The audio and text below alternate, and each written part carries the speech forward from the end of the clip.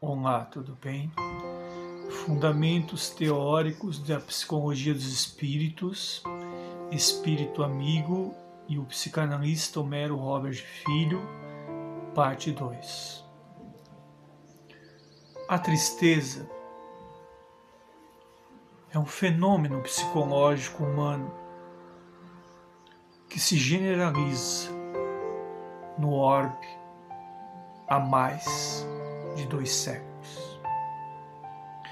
Guiado intuitivamente para a estabilidade do prazer, o universo psíquico humano tende a regular naturalmente, instintivamente, a busca pela homeostase do prazer, que alivia o desprazer.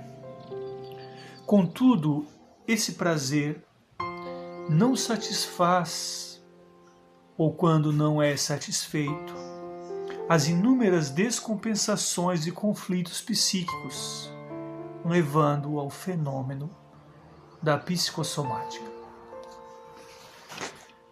A partir do momento em que modernos psicologistas e psicoterapeutas compreenderem que há um além do prazer orgânico, quase um júbilo, um êxtase, que é a chamada estabilidade espiritual, que vigora em proceder de maneira correta.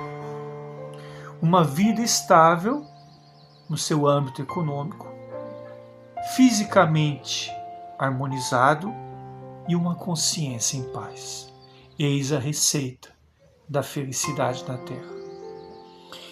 Então, o emprego de todas as faculdades, latentes e subjacentes, no sumo bem, no connuctio de caritas, caridade em latim, nós podemos diminuir o desprazer, o desconforto, a dor, as psicoalgias e aumentar a sede íntima da satisfação, mas não uma satisfação egóica que satisfaz o desejo narcísico, o desejo do próprio eu, né? O narcisismo primário do bebê é necessário, mas depois da maturidade nós temos que lapidar o narcisismo para que haja não somente o auto-amor, que é de suma importância, mas que haja também o amor e o divino amor. Então, superar fronteiras egóicas do próprio ego, do próprio eu, consiste num mecanismo que nós chamaremos, anote aí, a linguagem das almas. Todos nós temos a linguagem das almas. Comunicamos-nos telepaticamente uns com os outros, encarnados com desencarnados, profidentes de uma pátria e de pátria distante. Porque o pensamento é mais veloz que os 300 mil quilômetros por hora da velocidade da luz e tem uma sinergia com a sua tonalidade efetiva, ou seja, os inúmeros complexos inerentes ao nosso ego, subjacentes no nosso inconsciente, arquivados na nossa essência humana, têm sua procedência no aro espiritual. Dito tudo isso, então, nós salientamos que a infância é um afeto bidimensional, unindo a molécula de carbono aos sais e plasmas vitais. A ferritinina ainda não atingindo os níveis plasmócitos necessário ao fenômeno completo da vida, a mente então transmite e transita por entre dois planos. Por isso que a criança passa muitas vezes pelo complexo de Édipo, que é o apego amoroso, ou pelo pai ou pela mãe, em detrimento do outro cônjuge, do outro pai, do outro familiar. É por isso que as reminiscências vividas pelos neuróticos muitas vezes não se encontra a sua base estrutural somente no rememorar da sexualidade presente. Porque às vezes a própria reminiscência no repetir, elaborar, lembrar, repetir, perelaborar, né? A regra áurea de Freud. Então às vezes nós estamos repetindo, lembrando, repetindo e perelaborando desta vida. E nós não atingimos os níveis subliminares necessários para ir além do afeto existencial. Então por isso que Freud levantou a nossa visão, né, a nossa óptica. Nós respeitamos imensamente a doutrina psicanalítica freudiana atual. Nós estamos fazendo uma releitura do nosso viés espiritualista. É por isso que determinados conclaves da mente, a rememoração, a lembrança, a verbalização de um ato sofrido desta vida, nessa vida, estabiliza a neurose num patamar atual. Mas quando o fenômeno retorna, o retorno do recalcado, ou quando ocorre o que Nietzsche, o primeiro psicanalista, segundo Freud, em uma entrevista em 1930, Nietzsche seria o primeiro psicanalista. Quando Nietzsche diz que nós vivemos o eterno retorno, o sábio, o filósofo, idealizador de Zaratustra, ele penetra as camadas limiares do nosso ego, sum, nosso ego eu, nossa vida atual, mas há um ego além do ego, um self além desse nosso self que está aparecendo na sua tela, que é a nossa conjectura espiritual. Com isso, nós entendemos que a infância está associada à mediunidade ostensiva, até os 7 anos. Por isso que muitas crianças desenvolvem o complexo de Édipo, o apego pela mãe, porque muitas vezes conviveu com essa mulher, com essa alma, com esse espírito em outras existências. E foi o seu amante, o seu consulente, ou o seu filho predileto, ou o seu esposo. E depois volta por débitos adquiridos numa situação que tem que aceitar que é filho. Por isso que o complexo de Édipo aparece naquela fase fálica, entre os 6 e 7 anos, fase que está se desenvolvendo a necessidade do apego sexual, porque há um apego, uma fisioquímica da alma, há uma alma interagindo com o cosmos do outro, há uma permuta telepática. Eu olho para essa pessoa e digo, eu te conheço, mas não sei de onde, mas eu sei que eu te conheço. Eu te vejo, mas não sei porquê, mas eu não te vejo somente o que tu és, o que tu abarca. Então nós desenhamos ontem, deixa eu achar aqui,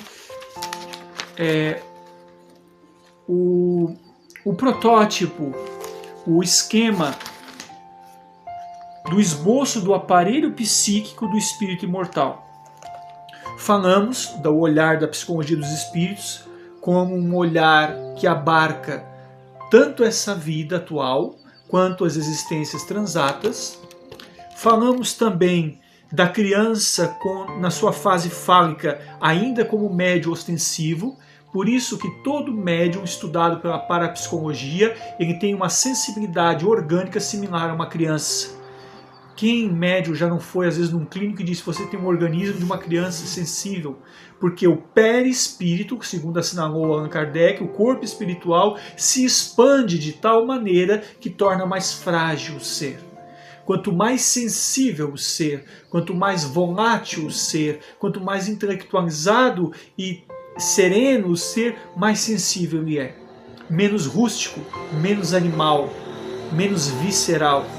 O animal visceral está na base da ontologia genética, porém o espírito, assimilando o protótipo crísticos da essência mineralizada no eu supremo, da essência cósmica do universo, é mais sutil, é mais sensível, é mais delicado, é mais tênue, adoece às vezes com mais facilidade, se alimenta com maior restrição, dorme menos, tem problemas de saúde, às vezes crônico, por essa sensibilidade que o perispírito não se adequa continuamente ao seu corpo fisiológico. Então o esboço do aparelho psíquico que nós desenhamos está aqui. Vou explicar rapidamente. Nós temos a base, o espírito. O espírito interage na conjectura que está dentro dele entre alma, certo? E corpo fisiológico.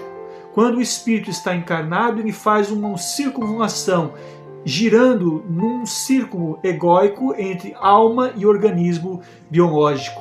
Então a alma é o espírito encarnado. O espírito errante, ele não tem essa circunvalação egóica no seu centro energético.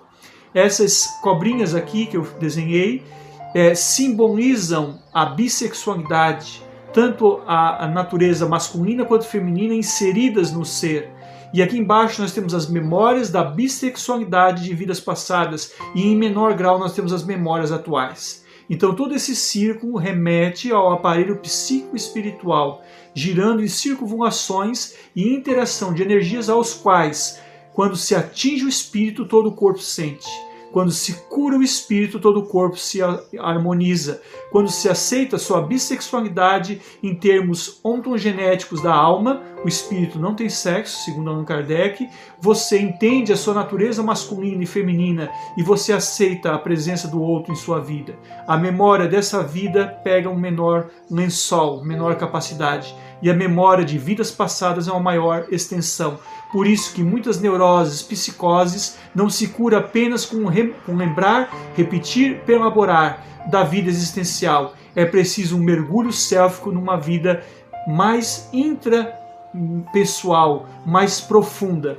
E é nos próximos vídeos que nós vamos tratar como lidar com as memórias que nós não sabemos que ela existe conscientemente, mas elas existem dentro de nós, que são os medos, os déjà vus, os insights, as intuições e os sentimentos e emoções que nutrimos por uma pessoa vendo ela pela primeira vez, sentindo tal experiência pela primeira vez. E eu lhe digo, não foi a primeira vez. São repetidas vezes. O eterno retorno de Nietzsche tem dentro da psicologia dos espíritos a explicação neutral e prolixa, mas ao mesmo tempo simplificada, de que tu és uma alma encarnada de um espírito imortal e que tu tens memórias latentes que influem atualmente no teu estado psicológico e no norte e na reciprocidade e reativação de arquétipos e de complexos em tua vida.